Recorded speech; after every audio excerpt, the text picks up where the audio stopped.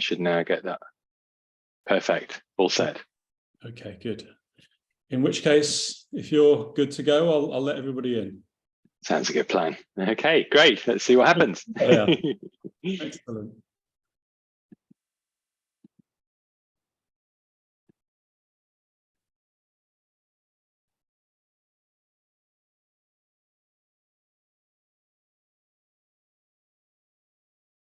Hello, everyone. Good evening, or Hi, Teo. whatever time it may be where you are. I'm guessing most people will be in the UK, but one never knows with Zoom. It's possible to come from anywhere. Hi, Marion. Hi, Rebecca. Hiya. Hello. So should we give it a moment just to see if anyone else is about to join, or should we just dive in, Mark? What do you reckon? Why don't we dive in? Yeah, sounds a good plan. Sounds a good plan. Okay, well, here I am, and you can ask me anything you like, basically. I mean, in theory, I'm open to anything, to be honest, given that the whole aim of this retreat is to talk about the history and philosophy of yoga in very big picture terms that stretch from the earliest recorded information we have about these practices that we're to varying degrees familiar with, and their practical application in the 21st century. So I'm hoping that sounds appealing, which is why you've come here. But if any of that makes you think, what's he talking about? Now would be a good time to ask. But also, if there's anything about those topics that's on your mind that you're curious to know whether we might get into on this retreat, or if you'd like to discuss more broadly, then this is a good opportunity to blow my own horn. I'm the author of this book, The Truth of Yoga, which is the title we've given to the retreat. And it's not just going to be me sitting there, kind of reading the chapters to a room. It's an attempt to bring to life this book that I wrote really as a summary of what I have presented over the years on online courses, in teacher trainings, as really an overview of how yoga went from being what it was in its very earliest incarnations, pretty world-renouncing and likely not to appeal to the average modern practitioner because it would involve living in a cave without any possessions, to what we are more familiar with today, an embodied practice that's part of living a more fulfilling, fulfilled and even sustainable life in society. So that's the kind of journey that I want to go on through the process of the retreat, by actually embodying some of those phases of yoga history and talking about the ideas that have shifted practices in different directions, and also tuning in to the connecting threads that enable these very different things to all be classified under this very broad heading of yoga. So we will be doing a little bit of physical practice, a little bit of meditation, a little bit of breath work, a little bit of broader inquiry into the nature of things, and also exploring any questions that anybody might have about any of the above. So how does that all land? Any thoughts? Yeah, please. I've been involved, as Mark knows, with Asha for many, many years. And I was, I don't know if I'm still listed as a patron of the Asha Foundation. And I've been concerned about the directions that Asha was taking now that after Brexit and Erasmus Plus kinds of courses were no longer available or much more difficult to do. So I was wondering, when I saw the video that you sent out, Mark, I was very interested in how that came about. And then I saw the piece about yoga. I've been a yoga student since the early 70s. Oh, wow. First came to the United States. And it's changed very, very radically in the US. It's become an athletic physical activity, especially in the club where I belong. That's kind of what it's turned into. Yep. And there are different styles of yoga that they're teaching, some yin yoga, some Iyengar yoga. I gave myself a mini retreat the week before last at a yoga center in the Catskill Mountains. Ah, very nice. It was a yoga studio and they had a rental apartment. So I rented the apartment and I took several classes with them. Unfortunately, unlike the pictures that they showed were the beautiful mountains and greenery, and I thought I'd be in the middle of all of that. But that was only visible from the bathroom window of the apartment that I stayed in. What I know about Asha is that it is such an incredible physical space. So I don't know, are you producing this and renting Asha? Is Asha co-producing this with you? I'm trying to understand the process of it. Very good question. I'll give a very brief answer from my side, and then maybe Mark might like to flesh it out from Asha's perspective. I approached Mark, having seen a colleague of mine from the Oxford Centre for Hindu Studies, where I also teach courses, had rented the space to host a retreat earlier this year. And I was curious to know how that had come about and what the possibilities were. And through talking to Mark, I came to understand the shift that's taking place in Asha at the moment, and openness to exploring new ways of working. So we came to an agreement that we would see how it went to basically co-promote this event. So rather than me just renting the space and it being my thing, it's something that we're trying to do together to explore how that could work as a model, perhaps with a view to longer term collaboration with others who would like to do similar things, perhaps offering educational retreats around the subject of yoga and related topics. It all really depends how things evolve, but the first step was just let's try to see what's feasible, and to make it not just something that's a question of renting the space out to somebody who brings in their external audience, but trying to develop a community around the space in Asha that is also connected to other communities, as is clearly the case with the yoga world. There's a lot of people out there networked together, but there aren't many places like Asha. There are a lot of commercial retreat sort of spaces. They're quite nice country houses and whatnot, but they don't have that same organic feeling of connection to the space that's been designed with contemplative purposes in mind. So I was really struck by that when I went there, and I'm excited about that, and I'm hoping that will actually appeal to people, and that those who are lucky enough to see it will spread the word. So that's my side. Yeah, I'm calling in from New York, and there's one of the yoga teachers at the place that I go to has been promoting retreats that he does twice a year. Rents a space in Spain, and he rents a place in Costa Rica. And I see that there are people that are looking for spaces to take, in a closed environment where they're in nature, where food is good. So I was very curious to see how this would work out. I had some thoughts about maybe coming at the end of August to participate, to see what it would be like. But I don't know that I can. Traveling is difficult, and planes are full. I'm coming from New York. That's a long distance. But Mark, I'd love you and I have a conversation about the video that you sent out and the origins of it. So I thought I would join this meeting. I'm sorry to take up a lot of your time, to kind of get a feel of where you were going. And all I know is that there is a tremendous desire for community and connecting. It's especially after these 3 years, people kind of finding their way.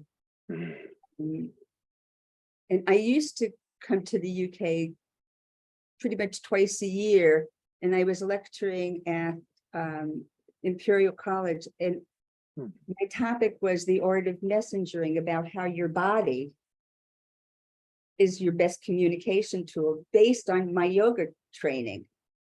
using your eyes, using your voice, using your posture. So we did that for the Indian girls when they were there. So I've taken enough time, but that's the background, and I wanted to just clue in for a time on this to get a sense of what was going on and what you were doing at Asha. Right. Thank you, Marion. I'll respond to your question as well, just briefly, if I may. And to introduce myself to those of you on the Q&A I haven't met, my name is Mark Gifford, and I'm the director of the Asha Centre. I'm here alongside Daniel to answer any questions you may have about the venue. And in response to Marion's question, it's very much what Daniel said. I just say we're in partnership with each other. Asha is, but we're interested in working with Daniel for specific reasons. First of all, he's a great teacher. He's extremely knowledgeable about the authentic history of yoga. And what we're doing at Asha, one of our aims for the coming years is to work with yoga teachers and experts on Indian philosophy who are presenting yoga in a way that's authentic to its original context. I think one of the challenges maybe in the yoga world is how to manage how far from its roots it's come in the way it's practiced by many people across the West. And so we've got a kind of underlying purpose, as well as to host, interesting, stimulating events that nourish people. We have another purpose, which is to present yoga in a way that's true to its roots. And that's why we've made connections with the Oxford Centre for Hindu Studies, with Daniel, who works there, with his colleague, Dr. Raj Balkaran, and with other practitioners. So that's the way that we're working together. That's the arrangement. Thank you, Mark. And also thank you, Marion, for raising those points about the centre, because anyone who's not familiar with it, perhaps doesn't quite appreciate what a gem it is. And that's very much part of, for me, the appeal of offering this retreat. I've never rented a space in that way. I've been part of other people's retreats. I've taken many courses in retreat type settings myself. And, I know what resonates most for me is a place where I really feel like I'm safely away from the world, but really in a self-contained space that is actually part of the world. It's stepping out of, the connection to all of the chaos into a place where there's a connection to something, much more profound. And I really got the sense that that's what, Asha has come into being to steward. And I'm quite honoured in a way to be part of the process of trying to develop this sort of thing there.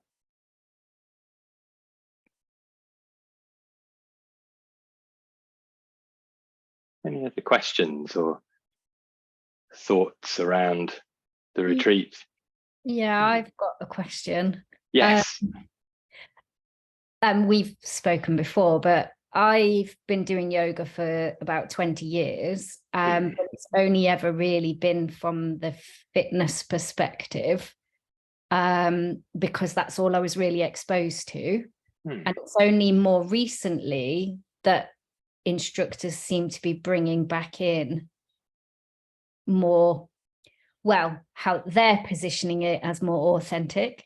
But I think some of them are taking basic principles and then adapting them to suit their own narrative.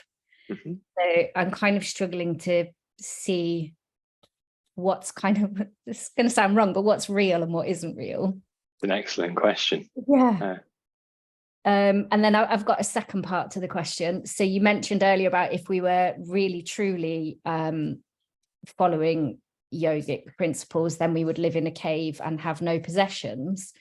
And actually on a retreat that I went to recently, we did a meditation thing, and I came out of that with the conclusion that I wanted to live a life free of material possessions. And I hadn't realized that that was part of that. So I'm obviously channeling in somewhere. It's on the retreat. Will you explore how to live a modern life that follows that principle of being free of material possessions, because it kind of feels almost impossible. That's an excellent question too. I think that might need to be, in itself, the focus of a whole retreat, and perhaps not this one. Yeah. But I like it, and I'm trying to write a book about that at the moment. So it's very much close to my heart. And I do think it is the question that we as a species need to confront, because more is not going to work. Less is really, unfortunately, the only viable option if we actually do wish to sustain ourselves. And yoga philosophy is really all about that. And yeah, I didn't mean to give the impression that sort of the only authentic yoga would be to renounce completely, but that's certainly where yoga came from. And those ideas are still at the heart of what we might call authentic yoga practice. But this word authentic is complex. It doesn't just mean that there's one true yoga and everything else is a fraud. It's actually almost as he described, the process of everybody having to think for themselves how they might authentically relate to what yoga has been in the past. And therefore, it will vary from person to person, and people will have their individual spin on things. And we can see that looking back at yoga history, various different trends and the texts and traditions that have grown out of those trends demonstrate this. And something that's come under the microscope in recent years with the rather unflattering title cultural appropriation is actually a fairly accurate description of how yoga has evolved. There have been different groups inspired by one another, borrowing things completely unattributed, remixing them, repackaging them, and calling it authentic and timeless. So the whole history of yoga is a large sequence of copy-paste remixes of similar but different ideas that can go 180 degrees opposite. So it gets very hard to say what's authentic, because there are multiple manifestations of authenticity that contradict each other. So in the end, we as practitioners can only really respond to what speaks to us. But if we get clear about some of the general principles that are at the heart of most, if not all, systems of yoga, it becomes easier to sift out the stuff that's clearly just got nothing to do with yoga, that somehow colonized it in recent times because it sells, and to become a bit clearer about the whole idea of yoga being almost antithetical to the idea of selling. It really is, it's the opposite of materialism. I mean, it's spiritual in that sense, but also about learning to make do with as little as possible. It says in the Yoga Sutra, the best known text about yoga philosophy, that the contentment of being okay with having just what you find in front of you is 16 times better than any other pleasure known to mankind, including the pleasures of life in the godly realm and the pleasures of the flesh. So therefore, the best sex isn't 16th as good as the yogic state of being absolutely okay with things as they are. And that's a line I think that originally comes from the Mahabharata, but that's a whole other topic. There's so many texts that have these little nuggets of wisdom to hand down, and none of them is necessarily more correct than the others, but we can see through sifting some of what's in there, which is what I did in my book, really. Some very I guess both apparent, appealing, sometimes not appealing at first, but they become appealing over time, concepts that tie things together. And they are about turning inwards and finding peace within oneself. But through that, perhaps, also finding a connection to that which is beyond us. And a lot of early teachings on yoga missed that bit out. They were just interested in full throttle, basically seeing beyond the illusion of being a person and the illusion of this material existence, and none of it matters, it's fine. So effectively it's press the ejector seat and that's the sort of thing that wouldn't appeal. I think today you'd be hard pressed to sell a workshop on sitting like a stone for the rest of your life, but sitting quietly for a little while to let go of some of the conditioning that steers us in directions that we might not choose to be going in can be very helpful indeed. And that's something that's actually consistently a theme in yoga texts that is not consistently a theme in modern yoga classes. There might be a little bit of at the end of the asana class, sit there quietly for a few minutes, But most traditions of yoga style teaching have always said that's the thing to do. And if you find that really hard, there are a few other things you can do. You can chant, you can work on your breath, you can do various other ways, use other techniques to bring about that stillness. But it's all about accessing that in some way. And it's not as elusive as we sometimes might imagine, because it's often presented as if it's, the pinnacle of the practice. It's for the monks, it's for the enlightened, but actually, just something that's a huge relief. Just let go of the need to do anything for a few minutes, and perhaps the simplest way to do it is to lie on the floor and try not to fall asleep. That's probably the easiest way into this way of being. So I'm not sure if I answered the second question. I can't quite remember what it was now. I apologize. The second question was about living a life, yes, a modern life that is free of material possessions, because it feels virtually impossible. But as you say, it's a very big subject to tackle, so I'm not expecting any answers now.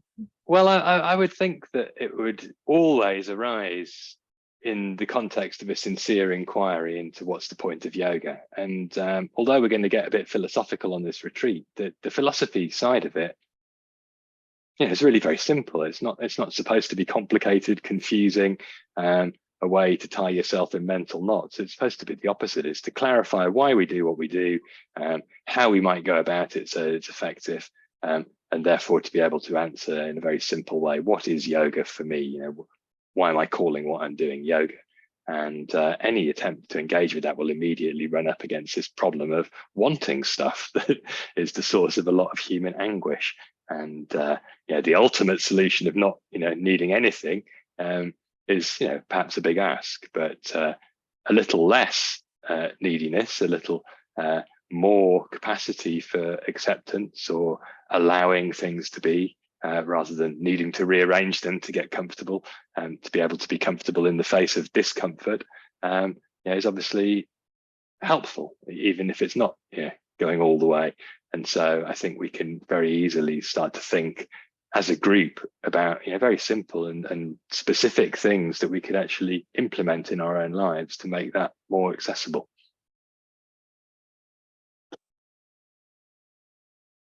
I must admit, after seeing the retreat, I started to look into your book. I didn't find it, or I haven't found it easy to get into at all. It seems like quote after quote, and because I'm not so familiar with all the text you're quoting from, it's like, little sections. I'm still going to pursue that. So I think the thing that I'm really looking for is, how do I meet my own inner resistance as a modern person in connection with yoga, and hopefully the sort of large texts that have led the yogis throughout their life can actually help to support my modern day question, rather than understanding philosophy, but actually from my perspective today, into the challenges that sometimes, how do I stop going too much into the physical practice, or what is my resistance to not wanting to practice, to use or to discuss, to become kind of more versed in what I'm doing today, and how the ancient texts can help me get past my resistance. And it seems like yoga is life, and there's parts of life that are stopping me living life. And I don't know if that's somewhere you're going, but there are questions there that immediately draw me into what's happening on each day. Thank you. That would attract me to coming if that's what you're doing. If I'm going to sit there meditating all the time, that's lovely. And if I'm practicing yoga, that's lovely. But actually starting to understand from an inner point of view, where is my resistance, and how do I release that? And of course, the Asha Center would be a beautiful place to do that, because it helps you release. Thank you for sharing those thoughts, and also for being commendably honest about how the book landed. I should emphasize perhaps that it was written really with the sort of yoga teacher or trainee yoga teacher in mind, because people are often expected to be familiar with these particular texts, and they often aren't. And so I thought it was important to just clarify what they do actually say, rather than trying to freestyle too much to begin with on what I think is important. I wanted to have that as a firm foundation for my own teaching. But what I am most attracted to doing is gathering together with like-minded people to explore these kinds of questions. I certainly don't have any interest in coming for a weekend to read lots of quotes from old texts in the hope that they'll somehow work their magic. I think we can draw a lot of inspiration from there, but you can go a long way with one of them and use the opportunity to speak to each other to actually make them relevant.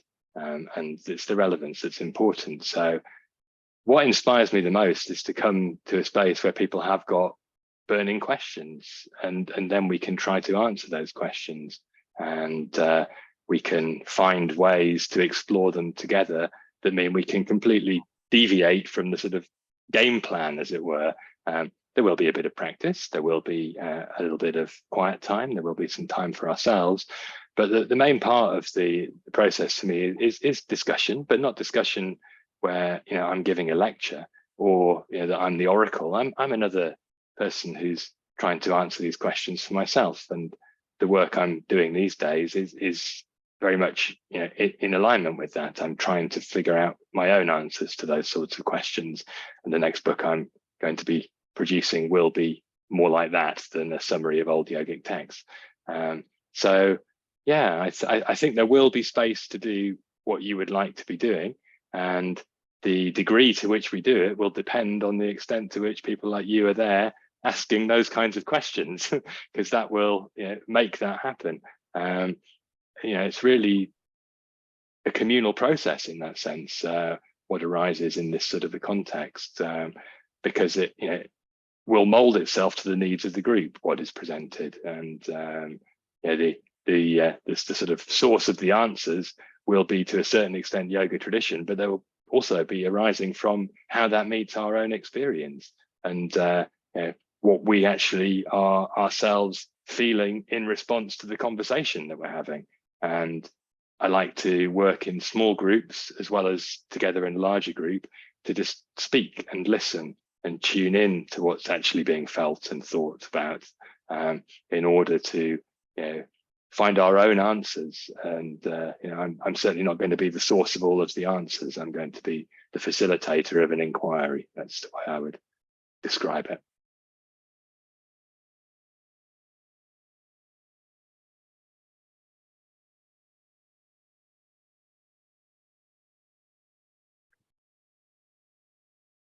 So Marion, I think you're still muted if you... Yes, I. Yeah. But, oh. Today is Independence is July 4th, is a big holiday in the United States. So they have people that are visiting from the Philippines. So I don't have a whole lot of time, but I wanted to check in. Mark and I will be in touch but when I saw it, I think I was longing for the yoga roots that I found as a young girl, a younger woman, as it were, when I was asking the what's it all about Alfie question, why are we here? What's the point of all of this? And that's when I was led into yoga. I have seen it devolve, sadly, into hard edge. Can you do a downward dog right into a chaturanga? That's the sign of a yogi. And I thought, no, that's the sign of somebody who's going to dislocate their shoulder. So, I see, the place I go to for my yoga is beautiful room, big windows, the New York skyline out there where you can pull in the energy, and everybody is like, who can do a sun salutation faster. Where do you go to, if you don't mind me asking? I'm curious. I belong to the Equinox Sports Club. It's an Equinox is in New York, and they have really bastardized it, the whole notion of it. I've been a member of this club since it was built. It's directly across the street from my house. They have just made it so corporatized. They play loud, blasting music.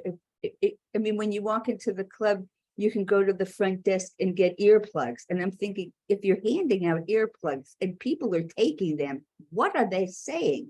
And they have other classes besides yoga. And I got very grumpy about the whole thing. I was very angry about it because I thought it could take me through my aging process, because I've been a member for 27 years. And so I've been looking. I responded so heavily, Mark, when I got the email about the video, because I thought, yeah, Asha, community, learning how to like look into each other's eyes and say, you're there, I see you. So I'm quite attracted, and I'm sure we'll talk more about it. And thank you. And Mark, love to everyone in Asha. And I'll figure out when I can come across the pond and meet all of you again. Okay. So Thank you. I'm gonna leave you and take care of my guesting duties. Thank you. Thanks, Marion. Thank you, Marion. Thank you.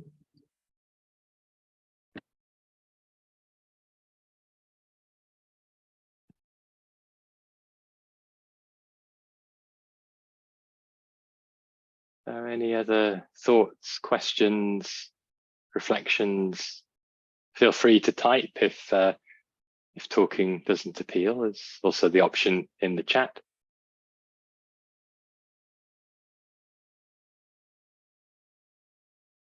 Sorry, I think we've got a mute again. Sorry.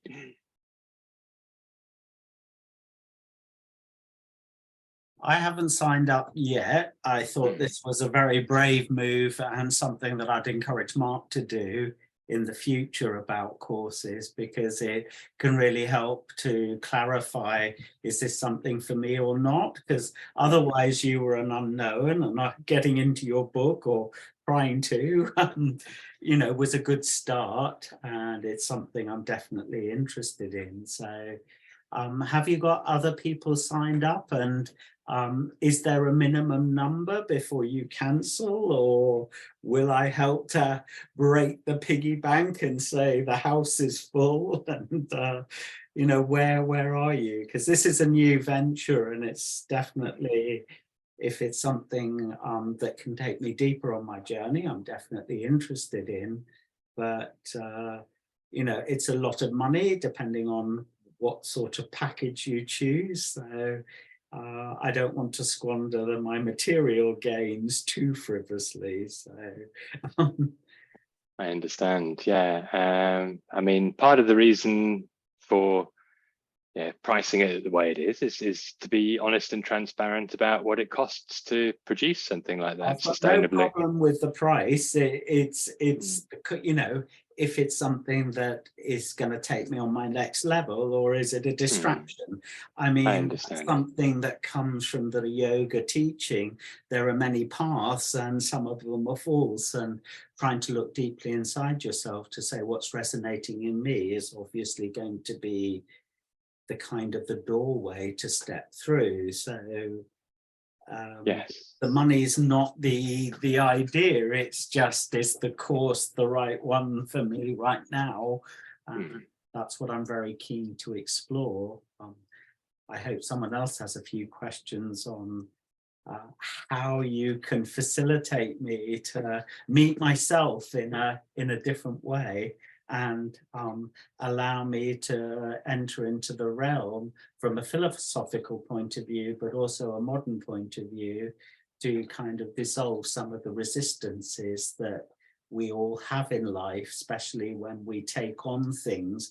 They can suddenly become dead if one's not enlivening them in the right way. So I've got into the physical practice, and I've got into the more spiritual practice, but nothing's ever quite merged, or it's like trying to pull different parts of me together to make a whole. And sometimes I get lost in one part and need to be reminded of these other parts that need expanding to make a kind of a full picture. Don't know if that makes any sense to anybody, but I'm throwing it out there.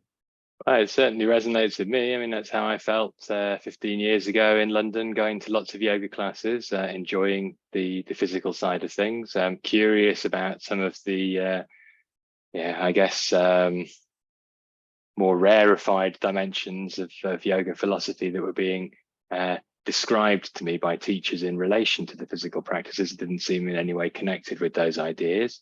And then also experiencing through meditation something that seemed a lot more aligned with some of these concepts and made them real and embodied for me than I was getting sometimes from practicing sequences of yoga postures, although they did make me feel comfortable in my body and more accepting of the imperfections of life, let's say, including those that show up in my various aches and pains.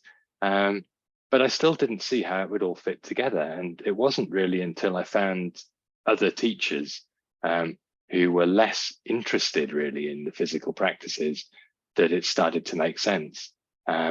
Because firstly, they are not that old in the history of yoga. The idea of joining postures together to contort in a sequence on a mat in a group is really 100 years old, and yoga's thousands of years old. And really the whole process comes down to inquiry, trying to actually understand what's going on in the formation of an experience out of which we build a story of who we are. And it's the way in which we relate to that storytelling that seems to be what yoga is trying to address. And it's really kind of fundamental way, very core of it is the idea that to a certain extent, that's all illusory, and that needs less of our attention, and something else needs more of our attention if we're to be able to give it less attention. And that something else is characterized in lots of different ways, but it really starts by being able to choose where we're placing our attention and to have some intentionality around that. And so with that framework, one can use physical techniques as training wheels for where to place attention. And many modern yoga teachers would say that's what they're presenting. Some, though, are more interested in playing a good playlist and having people show off their physical abilities to the extent that there's perhaps less concentrating going on the inner experience and a lot more on what's going on around us. And so I do think there's a lot of distraction in the teaching of yoga these days. And what has spoken to me most clearly is the possibility of actually finding for ourselves whatever it might be that enables us to train attention, and then to turn that to productive expressions of higher aspirations in day-to-day life. And that requires us to have some kind of framework for how we want to live. It requires us to define a couple of important values, perhaps, that are our guides in how we want to live. And then to try to use this combination of intention and attention to hold ourselves accountable to living towards those values, not in some kind of hair shirt wearing way, but actually by being able to pay attention to the implementation of our intention. And to see that actually as the meditation, as the practice. And it's one that will be very unlikely to perfect, but it will be a rich source of perhaps inspiration and progress to pay attention to the attempt. And then beyond that, there are many other things that one can turn that attention towards, including loosening the attachment to the ideas of this coming back to Rebecca's question, needy little greed monster in the head that says I want stuff all the time, and how seriously we take some of those demands, and by extension the opposite of that, the source of aversion, the source of resistance, the source of not really and rather not, and sometimes that's a defense mechanism that's very helpful and safe, and other times it's an obstruction to the higher intention that we're trying to live out. And being able to tell the difference between these things is really, again, what yoga can help to train. But whether we'll advance that a great degree in the space of 48, 72 hours or not, I guess is in the lap of the gods. We can at least show up with the intention to have a go at looking into it and seeing how it works, and then perhaps it will get a little bit more deeply embedded in how we show up. I don't know if that really addresses the question though, but please do feel free to ask anything specific if there's something I could answer that might give you some clarity on whether it's for you or not. And it's also fine if it isn't. I'm not looking for recruits, and we are obviously trying to make sure that the retreat is a success. So we would like people to come, and thankfully we've already got some, and we've still got a couple of months, and I'm confident that we'll have enough to make it work. But it would be nice to have a big enough group that this feels like the start of a whole new process for what can take place at Asha. So I'm certainly interested in helping people to assess whether this is for them, but I'm not out to recruit, and I'm fine with being told this it's not really for me. But if I can help you decide that, then please do feel free to ask anything else. And if anyone's watching this later as well, I think we will be sharing this in various forms. Please do feel free to contact me. There is a contact form on the booking page. My website, danielsimpson.info, is where that's located. And you're very welcome to write to me there. I do spend probably too much time on email for somebody who's looking to minimize distractions, but that is my professional lot, to be online quite a bit. So if you want to pose any questions or ask for clarifications, I'll do my best to get back to you as soon as I can. Right, I'll just add to that, if I may, Daniel. Please.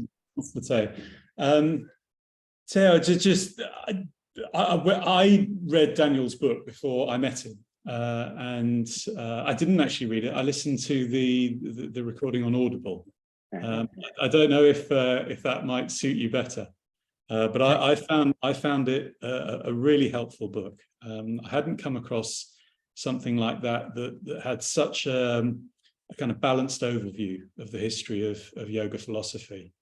And I think Daniel does represent a new stream, if you like, of a comprehensive understanding of the whole yoga tradition. And so that was why I was really excited when he got in touch with us, because I thought this is an opportunity to bring something important and special and new at the Asha Centre. Thank you, Mark. Yeah, the guy who read the book, he's quite an accomplished practitioner in his own right, and he has a lovely voice. And I was drawn to him because he had on his website, as he's a voice artist, there's languages that I can deal with include Sanskrit, and that was not something you find on the average database of people who read audiobooks. So I plumped for him largely for that reason. Also turned out he grew up where I grew up. Yeah, it was amazing to hear an English person suddenly pronouncing all the Sanskrit absolutely perfectly. Yeah.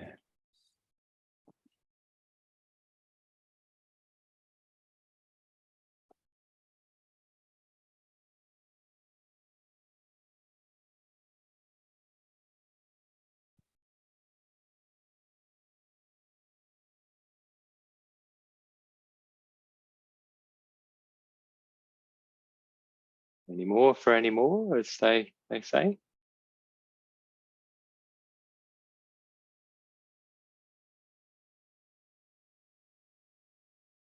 Well, I'm a lot more relieved now after hearing what you had to say, so that was very productive from my point of view. The man, the myth, the legend has kind of landed, and you've become a lot more human. I am listening to it on audiobook. I wouldn't be able to. I think Okay. it makes me feel very inadequate because it makes me realize how little I know. And just after I've got one concept, there's the next concept with the quote line from where it originates. And then, you know, I just end up thinking, shit, I know nothing, which is all right. I'm very happy being ignorant, but so it's more like the vastness that I lose, but it did actually make me realize that I am yoga in my living, breathing and every day. It's just when I realize it and not, there's but then to the extreme that you can lose yourself in yoga in the sense of I suppose it's how to be relaxed in everything you're doing and know what your body's doing, which allows these traditional yogis to not eat or drink because their body can actually let go and receive substance from different sorts of sensory perceptions rather than just eating and defecating in a way. To spend hours standing on one leg or your arm in the air or whatnot. There's no way that I'm going to be doing that, but feeling comfortable in the body, learning how to relax it, either through meditation or in the practice. What are the muscles I need to relax? Which ones are supposed to be tightened?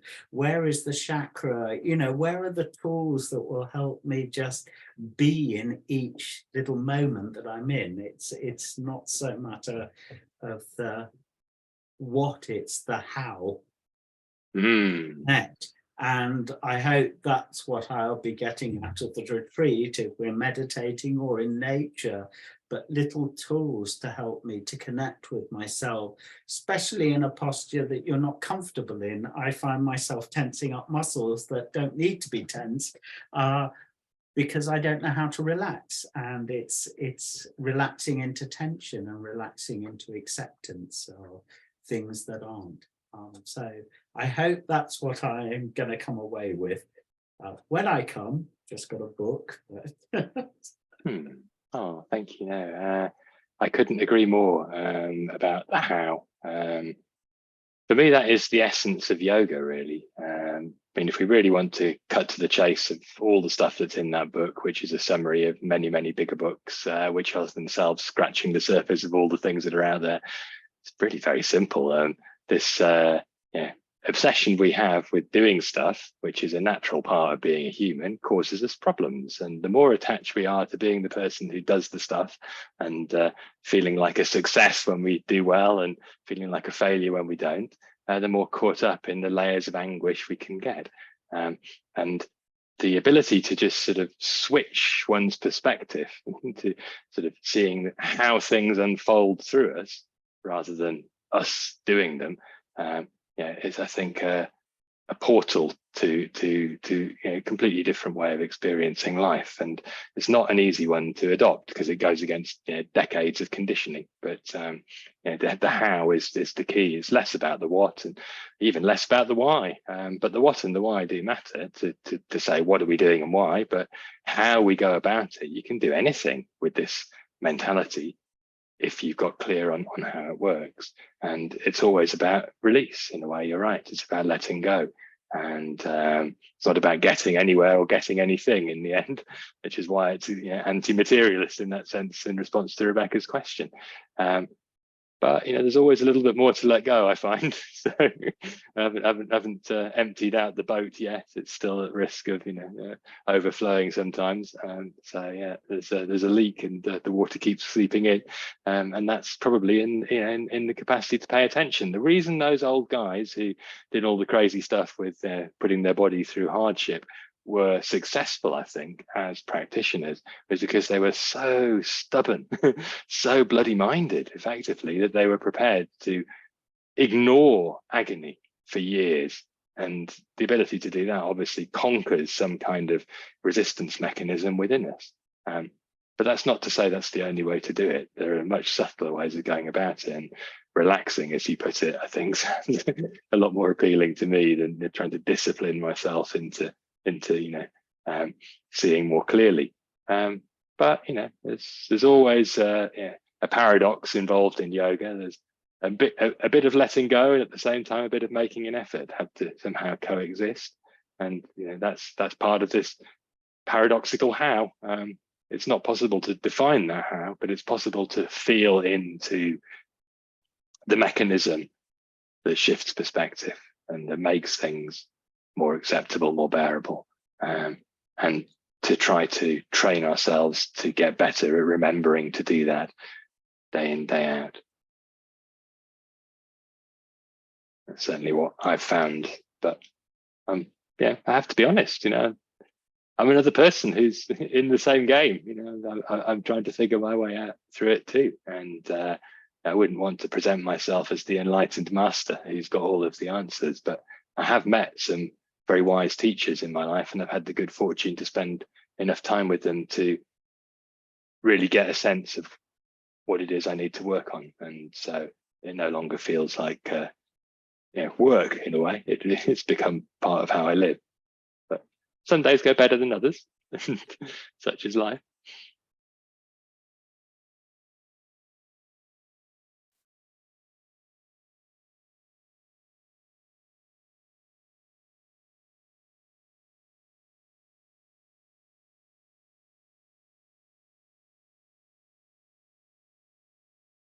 Hey, shall we leave it there maybe, unless there's anything else? Just one question to Mark.